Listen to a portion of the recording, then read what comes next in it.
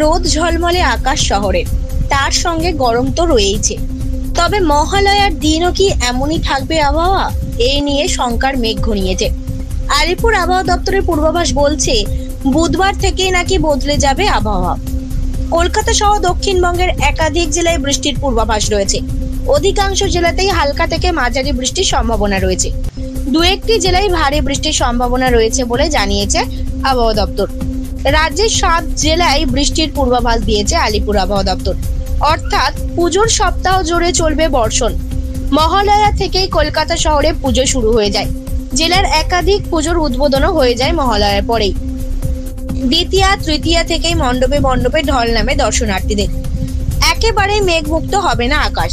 আগামীকাল মহালয়া, পিতৃপক্ষের অবসান, দেবী পক্ষের সূচনা। শারদীয়া উৎসবের সূচনা লগ্ন থেকেই কাঁটা হয়ে দাঁড়াবে বৃষ্টি। দেবী পক্ষের শুরুতেই রাজ্যের 7 জেলায় বৃষ্টির হলুদ সতর্কতা জারি করা হয়েছে। আগামী 48 ঘন্টায় বৃষ্টির দাপট বাড়বে 24 পরগনা, নদিয়া এবং মুর্শিদাবাদ জেলায়।